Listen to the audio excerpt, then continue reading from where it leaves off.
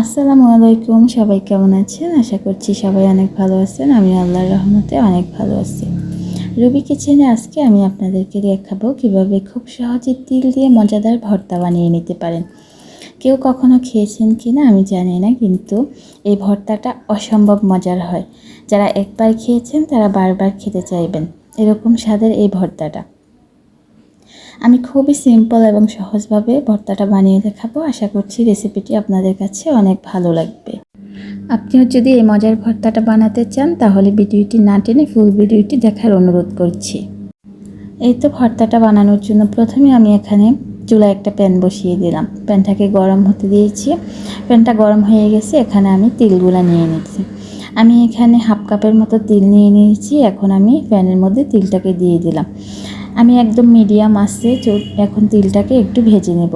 যখন তিলটার মধ্যে একটু বাদামি কালার চলে আসবে তখনই বুঝবেন যে তিলটা হয়ে গেছে আর মিষ্টি একটা গ্রান ছড়াবে।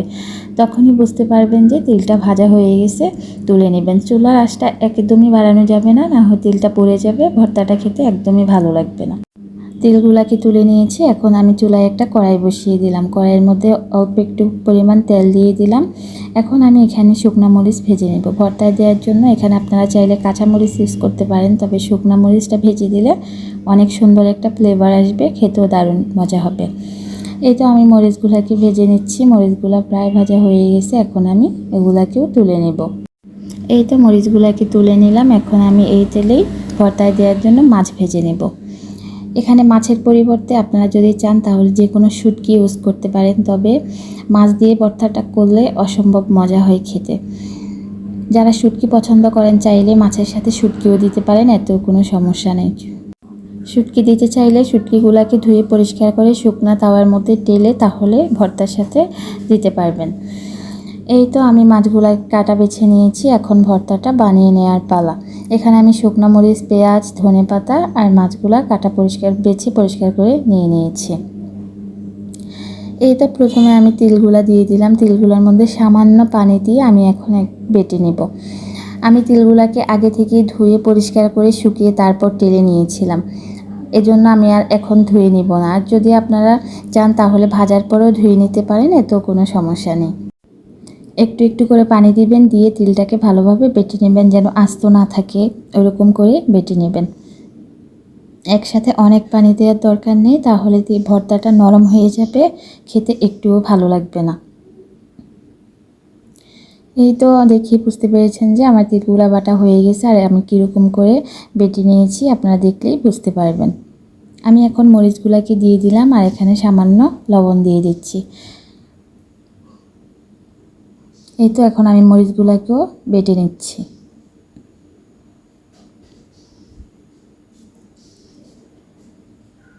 মরিচটাও বাটা হয়ে গেছে। এখন আমি মাছগুলোকে এখানে দিয়ে দিব।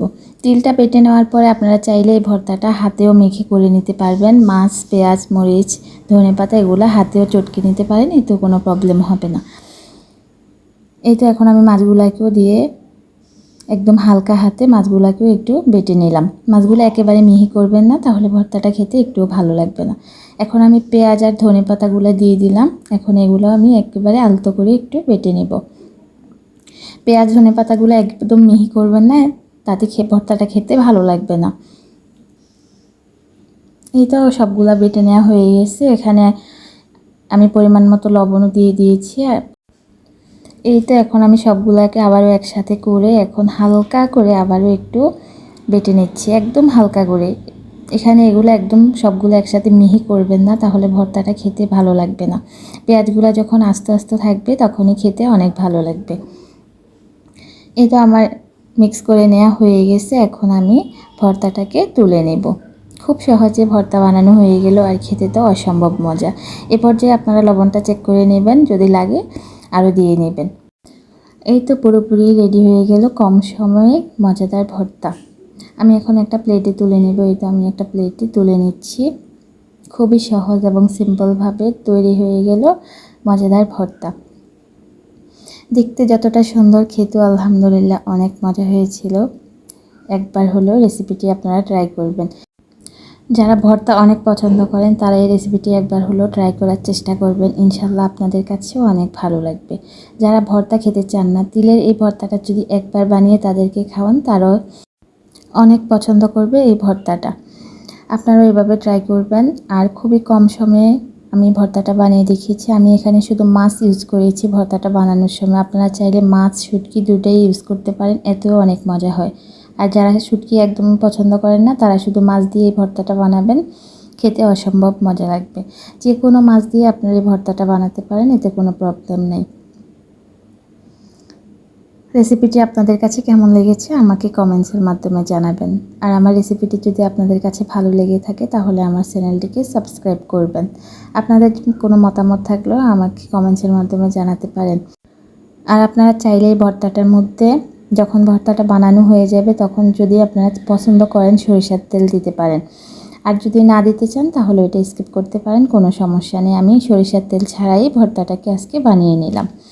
খুবই কম সময়ে আর খুবই অল্প কিছু উপকরণে মজাদার এই ভর্তাটা। এটা খিচুড়ি অথবা গরম ভাতের সাথে খেতে অসম্ভব মজা লাগে। কেউ চাইলে পান্তা ভাতের সাথেও খেতে পারেন, এতেও অনেক ভালো লাগবে। এরকম সিম্পল এবং সহজ রেসিপি যদি আরও পেতে চান তাহলে অবশ্যই আমার চ্যানেলটিকে সাবস্ক্রাইব করে রাখবেন। আর পাশে থাকা বেল আইকনটি প্রেস করে রাখবেন, যেন নতুন কোনো ভিডিও দিলেই সাথে সাথে আপনারা নোটিফিকেশন পেয়ে যান। যারা এতক্ষণ ধৈর্য ধরে আমার ভিডিওটি দেখেছেন তাদের সবাইকে অসংখ্য ধন্যবাদ। আজকের ভিডিওটি এ পর্যন্তই। আল্লাহ হাফেজ।